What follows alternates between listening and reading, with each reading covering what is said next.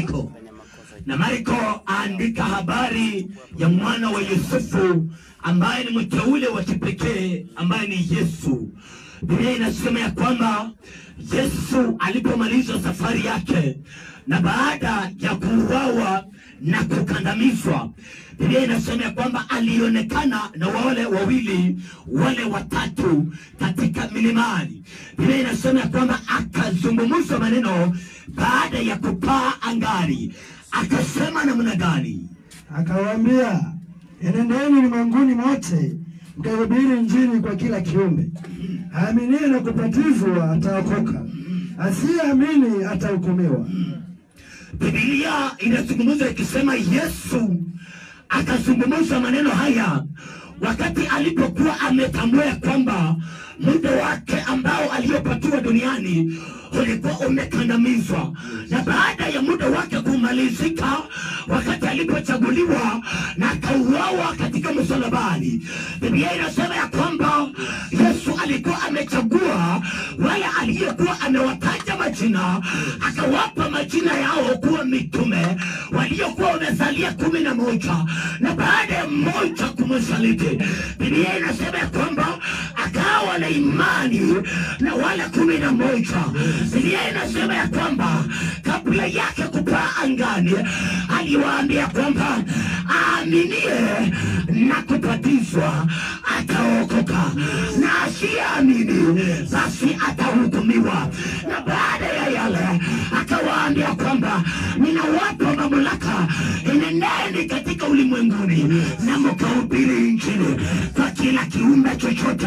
Kwa yule ambaye aliamini ataweza kuokoka. Kanisa liseme amen. Kanisa liseme amen. Kuna wajumbe ambao wametuma mahali hapa baada ya mkubwa kuwapa mamlaka, maana alijua kwamba yeye mwenyewe hana uwezo wa kufika, lakini wale waliowachagua aliwapa nguvu ili wakahubiri Injili. Sema amen. Kwa yule ambaye atakayeamini ataweza kuokoka, lakini yule asiyeamini basi atahukumiwa. Kanisa liseme amen. Safari hii sio safari fupi, bali ni safari ndefu ambayo inahitaji moyo. Safari hii ya wateule sio safari nyepesi, bali ni safari ngumu. Wamepatiwa mamlaka.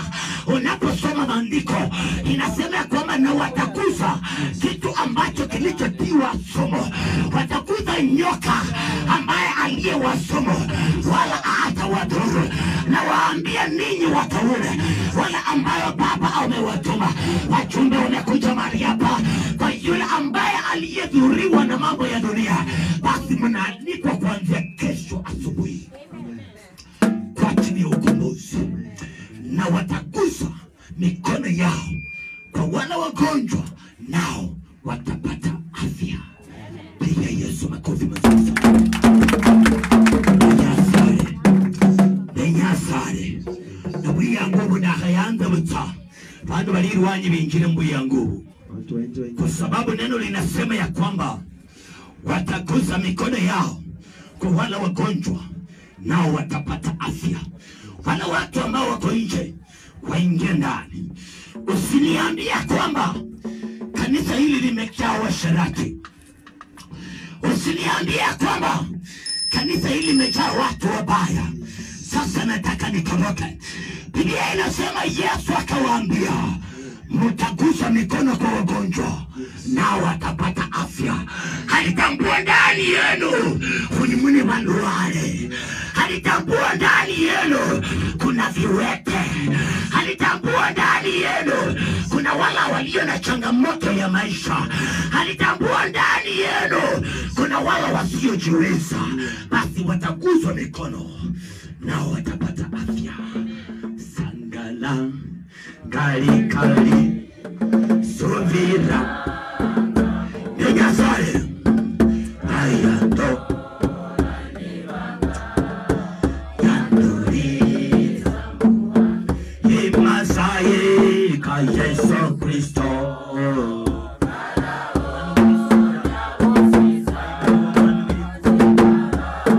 Yesu Kristo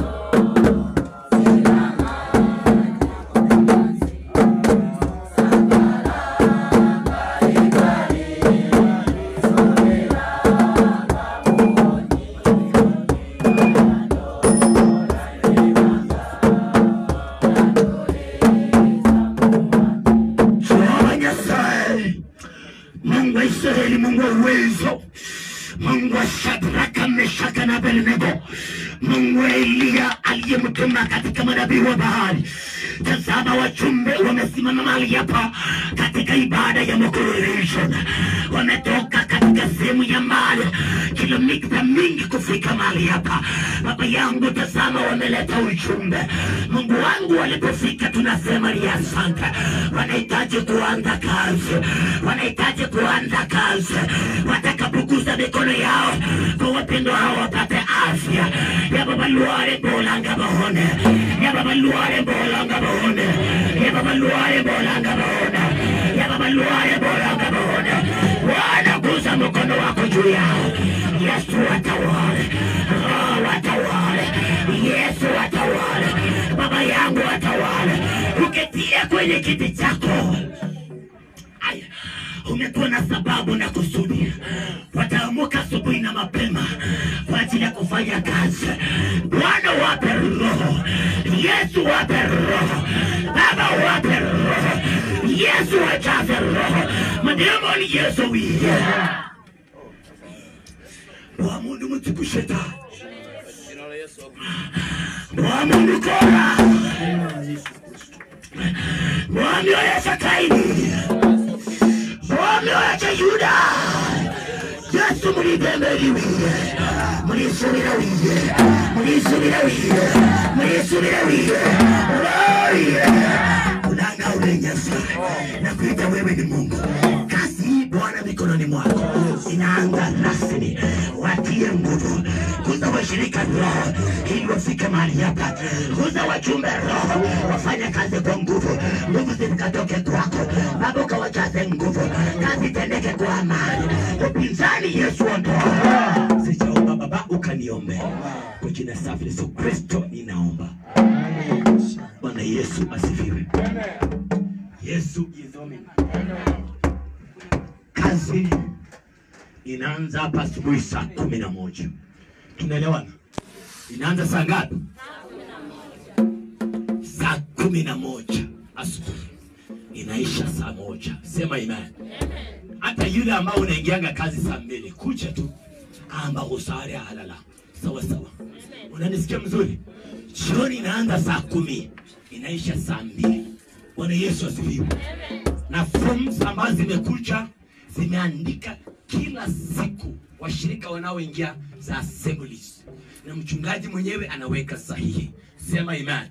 So kama hutaingia, sijui utachagua nani akuwekea sahihi. Ukiacha mchungaji wako pekee, utamwacha mashakani. Sema amen. Bwana Yesu asifiwe. Jumapili ijayo nini? Leo nimeona wazee wa vijiji wangapi? Wawili. Sema amen. Kuna tu yule mwenye anakuanga tayari asema chief atutambui. Lakini sasa hizi nakwambia lera ibelera ubona lazima ulipe. Hizo ni sisi ya kulipa kweli. Bwana Yesu asifiwe. Kama unajua wewe ni mzee kijiji, Jumapili nataka nini? Na kama unajua wewe sio mzee kijiji, sawa sawa, usikuje na bendera. Pastor, chagua mtu ama wewe mwenyewe beba nini? Sema amen. Na mimi nitabariki wazee wa vijiji wenye watabeba bendera hiyo siku. Sema amen. Bwana Yesu asifiwe. Tunataka wimbo 2 ya vitabu nzuri sana kutoka kwa Mama Region ili kazi ianze. Na kazi hii hatutachukua more than 30 minutes. Sema amen. Unajua nikisema 30 minutes ni nini? 30 minutes. Sema amen. Safari inang'oa nanga. Karani wa Nazareth kuna utitaye na tawa. Bwana Yesu asifiwe. Coordinator karibu mbele. Wewe ni reverend kwa nyuma. Karibu sana kwa madhabahu. Karibu. Ni tabibu wa karibu.